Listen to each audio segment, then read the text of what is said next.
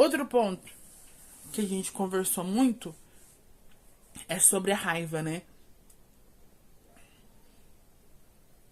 A raiva, eu descobri ela e a sua potencialidade, porque a raiva, em certos momentos na nossa vida, ela é super importante, mas não a todo momento, 24 horas por 48. Entendemos isso agora. E na minha nossa, eu descobri ela, eu acho que na minha infância não. Mas assim, foi justamente sair do criança, ir pra pré-adolescência, pra ir pra adolescente pro jovem. Aí, minha filha, foi bem na pré-adolescência.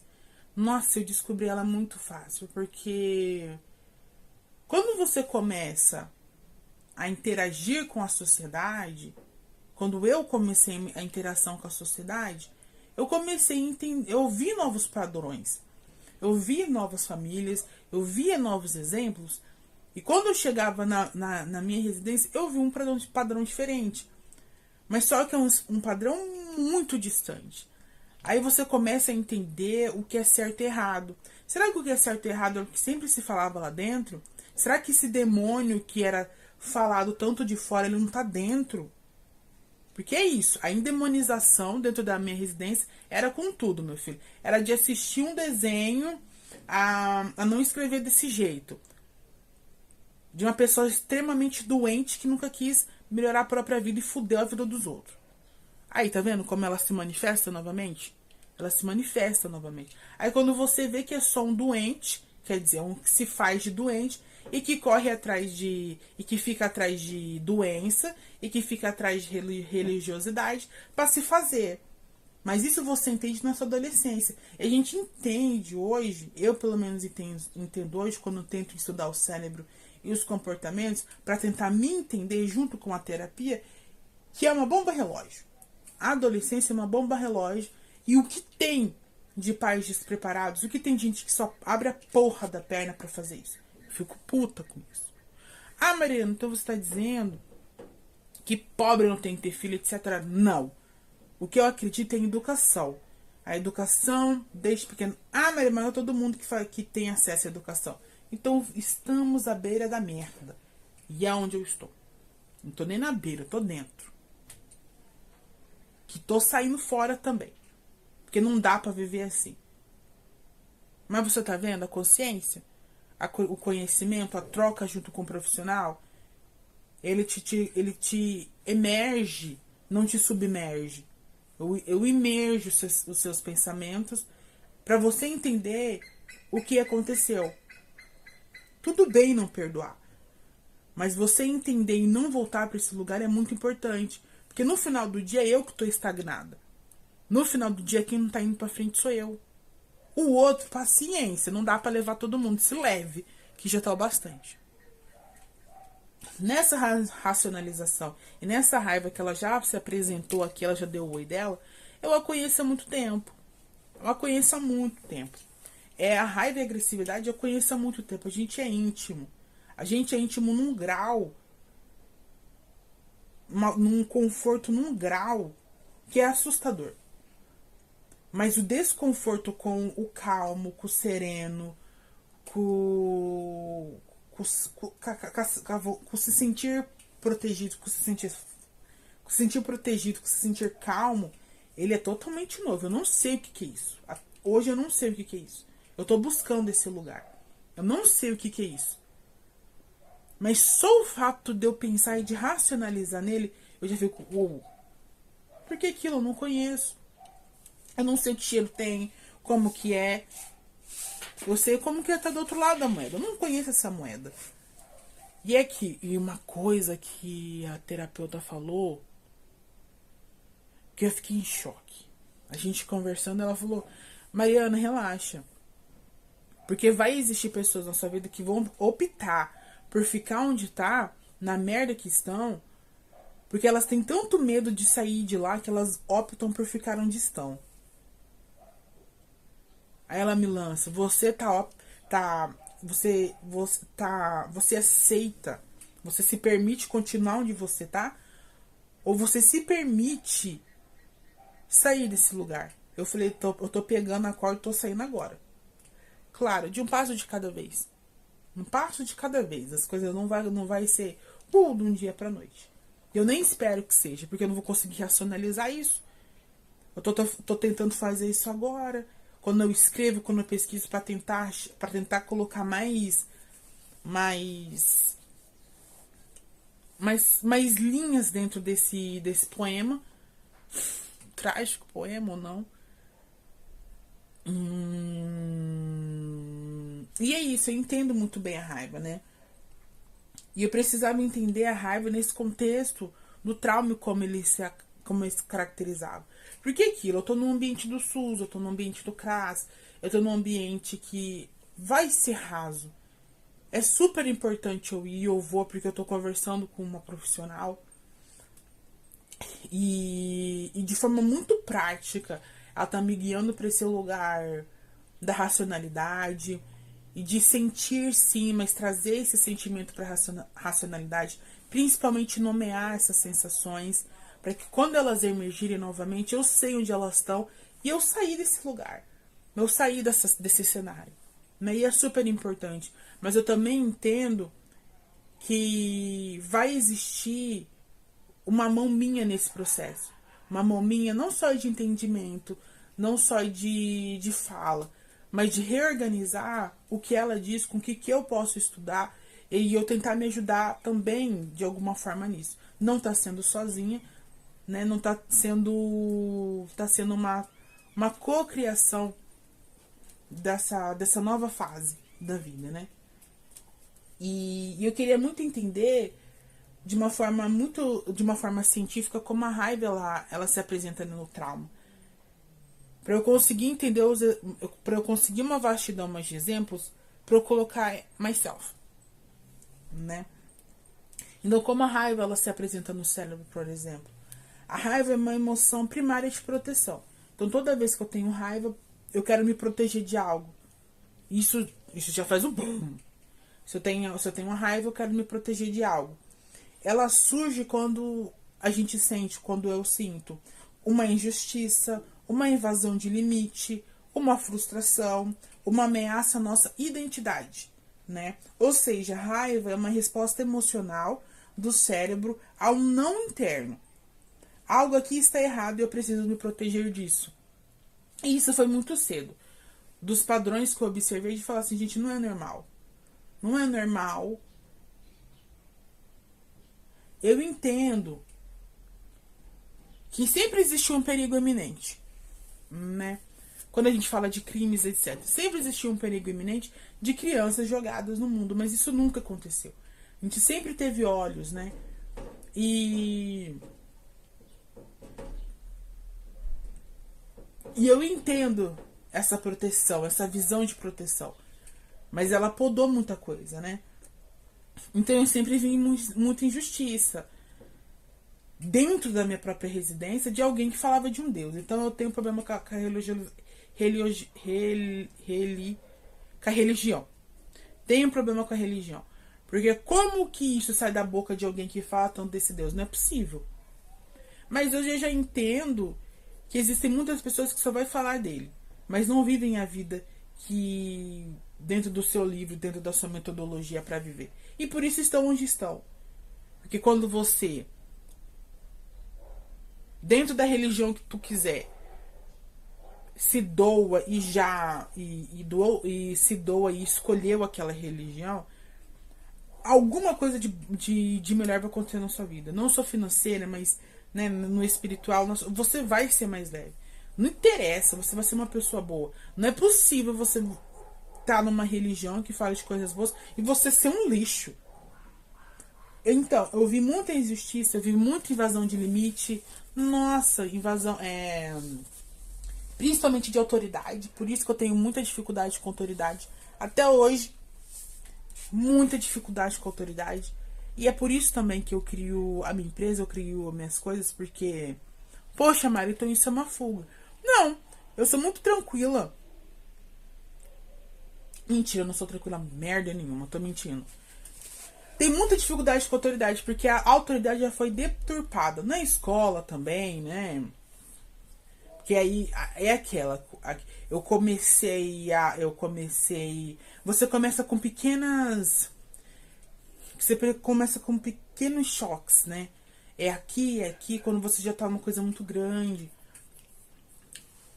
E como a pré-adolescência ela é uma fase muito louca da nossa vida, e por isso que eu acredito que a gente tem que olhar com tanto carinho para os nossos jovens hoje, para os nossos pré-adolescentes. E a gente precisa de conhecimento, é muito importante, né? E é aquilo, não dá pra você jogar só nas costas da escola, só nas costas do governo, porque não são eles que estão abrindo as pernas, né? Não são eles. Né? Aí, nós até na minha fala eu trago só a responsabilidade pra mulher, mas cadê a responsabilidade desse parceiro, né? E é muito complexo. Porque agora eu lembrando aqui que nesse período da pré-adolescência, gente, olha, eu fui chamada pra entrar numa gangue. Eu lembro disso muito bem. E é aquilo, né? É de você mostrar lealdade. Então você fuma, você bebe. Eu nunca pratiquei nada em nenhumas relações sexuais porque eu sempre. Ai, gente, eu de pobre pra pobre, sabe? Eu não dava. Eu já tinha essa consciência muito jovem porque eu via o que a junção de dois pobres faz. Faz nada, né? Ainda mais quando um vira uma âncora na vida da pessoa. Aí você não consegue sair disso. O emaranhado que vira. Então eu já falei assim, tô fora, vixe, tô fora. E foi nesse período louco, eu tive períodos loucos assim. E muito jovem de você. Eu lembro muito bem disso, que a forma de você mostrar lealdade àquele grupo era você machucar um dos seus. Porque a partir do momento que você machuca um dos seus, você meio que quebra alguma coisa ali, você quebra o respeito, você quebra a confiança, você quebra. Claro que hoje eu tenho um repertório para falar sobre isso. Mas naquela época eu falei assim, nossa, você vai machucar alguém do seu, né? Que é justamente para ter um afastamento, para você cometer coisas maiores.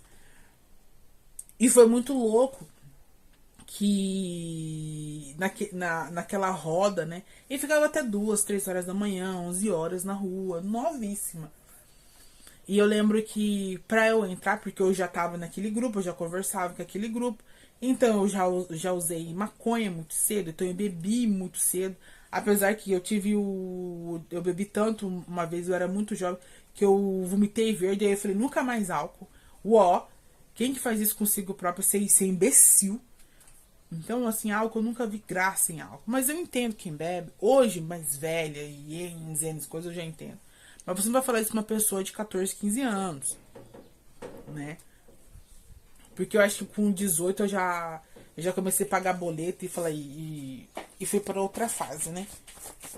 E é muito louco esse negócio, né? Olha, adolescência, você ir fazer essas loucuras e gente, você vai.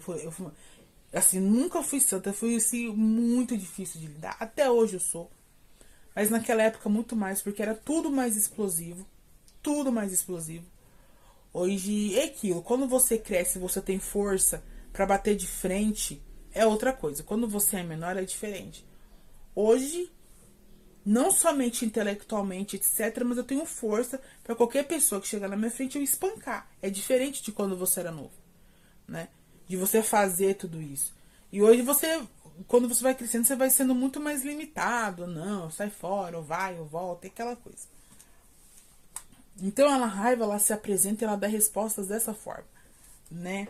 A injustiça, a invasão de limite, sempre, né? A invasão de limite, ela acontece quando... Porque é aquilo, né?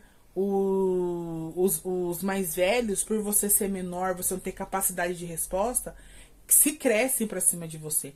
No tanto que, infelizmente, eu vejo de exemplos, hoje em dia, por exemplo, de o jeito que crianças são tratadas, gente. Tratada que nem esculacho. Aí você vê que vai ser um pré-adolescente, um jovem, um adulto desfuncional. E é uma pena, né? Porque talvez poderia ser alguém, assim, muito melhor, mas ela vai ter que trabalhar o quê? O que eu tô fazendo? Terapia. E terapia, dos 20 anos que foram de merda na sua vida, você vai ter que trabalhar esses 20 anos, depois é o caixão. Mas pelo menos você vai com o caixão mais de boa, né? Então, no cérebro traumatizado, a raiva ela muda a função. No cérebro, por exemplo, de alguém, como histórico de trauma, especialmente em alguns casos em abandono, rejeição ou invalidação emocional, a raiva pode deixar de ser apenas uma emoção momentânea e se transformar em um sistema de defesa crônico. Sistema de defesa crônico. E o que isso significa, né? Ela deixa de ser uma resposta a uma situação e passa a ser um modo de existir. Então, o modo de existir é a raiva. E, assim, claro que eu tive isso e tenho isso. Mas como assim a gente entra na sociedade, como a gente tem que trabalhar, como a gente tem que fazer algumas coisas, a gente, mesmo sem terapia, etc., a gente tem que controlar essa merda. Mas eu fico vendo, assim, por exemplo, quando a gente fala de pequenos infratores, né? Eles vivem nesse modo porque o cérebro já mudou. A arquitetura do cérebro ela já mudou. Então, quando a gente vê aquelas crianças, né, que você fala, gente, o que é isso? Ou quando a gente vê aqueles pré-adolescentes, a gente fala, mano, o que é isso? Tá a resposta aqui. E com certeza os olhares quando eu era pré-adolescente era desses, que eu tenho hoje sobre outros pré-adolescentes. Mas claro que não eram de julgamento, como eu senti vários. E por isso o problema de autoridade. E por isso que até hoje, se você não ser, nem fala. Porque só falar pra mim não adianta, você tem que ser o que você fala. E aquilo, hoje quando eu olho para um pré-adolescente, eu olho para um adolescente e vejo esses sinais, eu falo, puta que pariu, olha eu aí. E é muito difícil de você sentar com um pré-adolescente que tu nunca viu na vida e conversar com ele sobre isso. Porque você vai falar isso pra ele, mas ele vai voltar pra realidade dele, né? Uma loucura. Eu voltava pra minha realidade. Por isso que a raiva virou modo de existir, realmente. Assim, e até hoje é assim, né? Precisa de autoproteção por outros fatores e outras camadas que elas se acenderam quando você se torna adulto, quando você entende de outras coisas da sociedade, né? Então, por que a raiva ela é ativada tão facilmente, né? A amígdala, né, que é o centro de detecção de ameaças, ela fica hiperativa, então ela tá ativa a todo momento. Então ela tá ativa, que é o modo de proteção. Gente, como a gente destrói o nosso cérebro, né? A gente nada. Gente que é aquilo. Gente sem consciência alguma, sem preparo nenhum, só faz merda e a gente tem que resolver isso depois. Nossa, que ódio. Então lá, situações neutras são percebidas como ataque. É aquilo. Por isso que existem pessoas que não conseguem viver sem briga.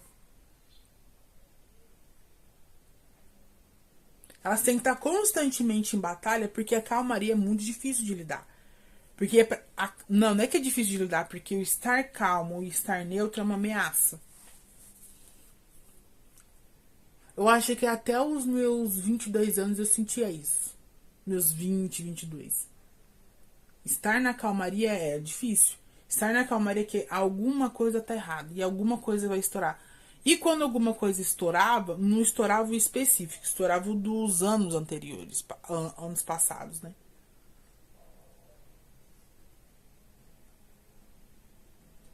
Que loucura. O corpo aprendeu que a raiva é controle. Exatamente, você controla o ambiente. Ah, você controla, você muda totalmente o, o clima do ambiente, só você, né? A raiva mascara emoções mais vulneráveis, como o tristeza, medo, vergonha e sentimento de impotência. Certeza. Certeza, certeza.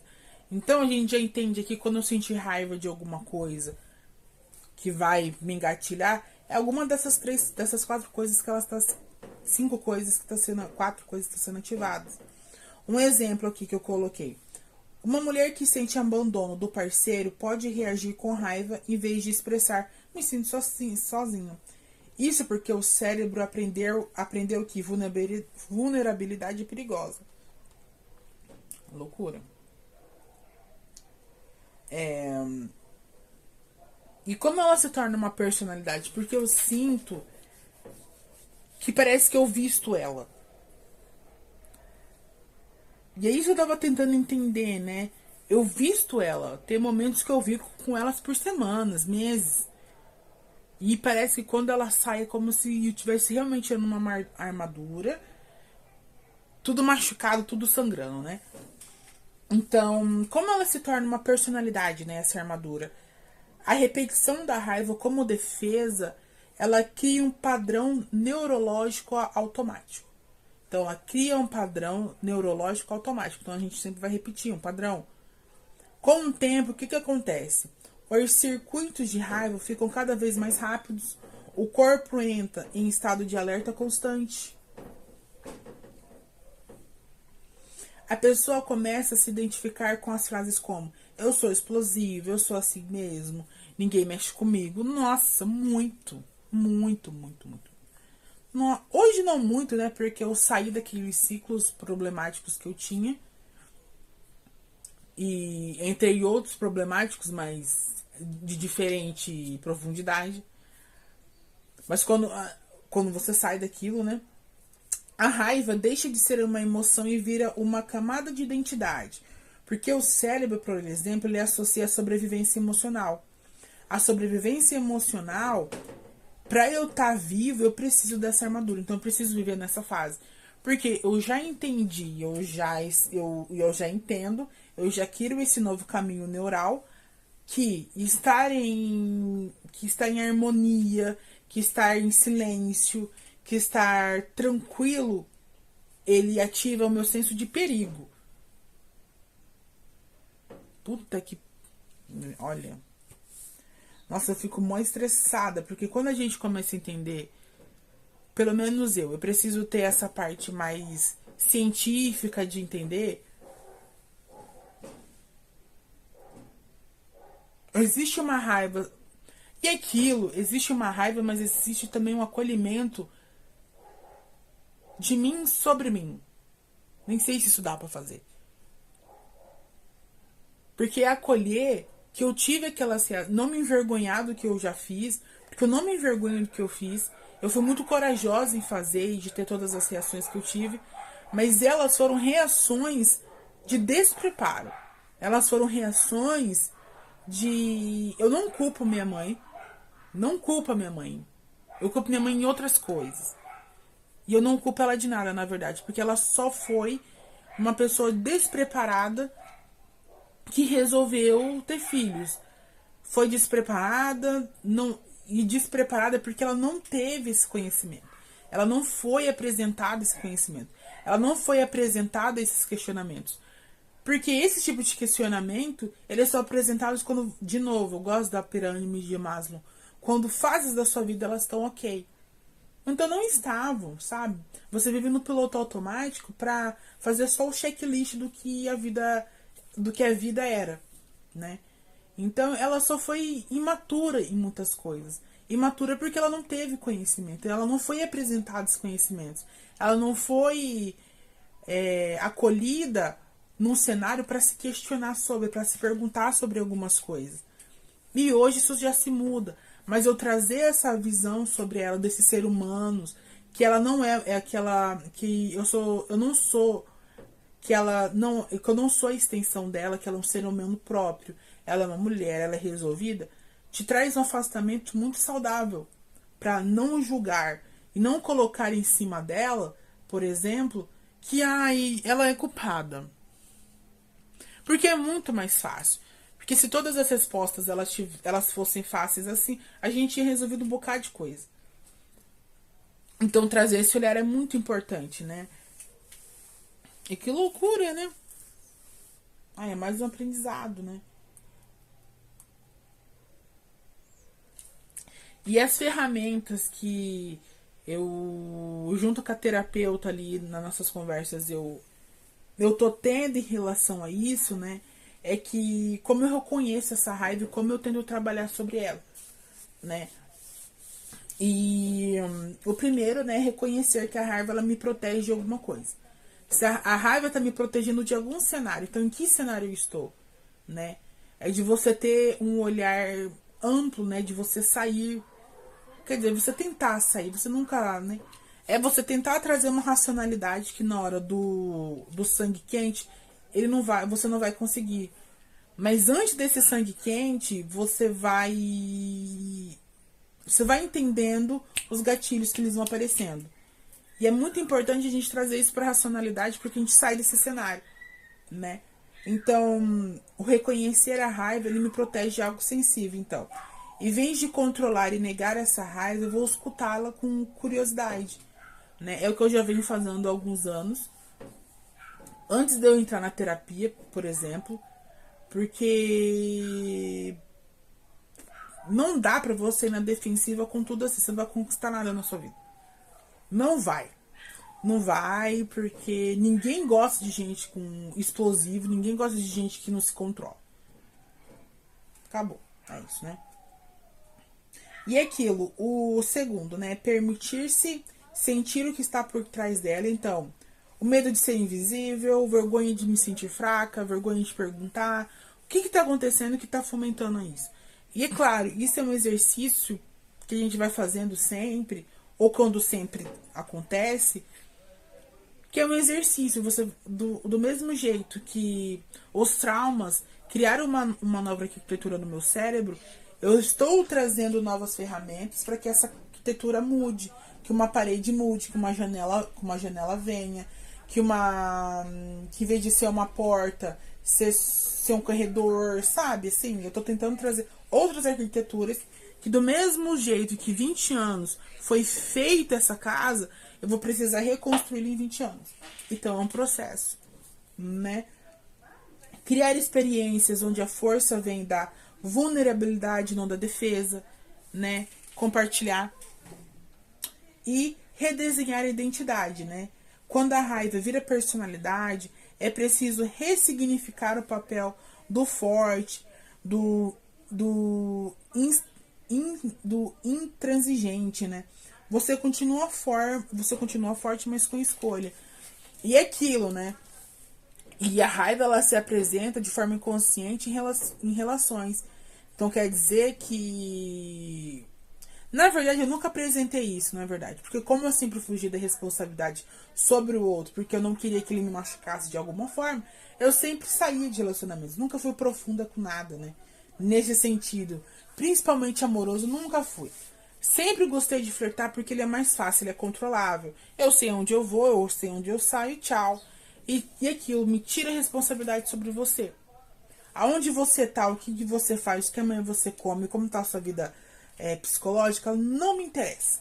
Diferentemente de quando você entra num relacionamento.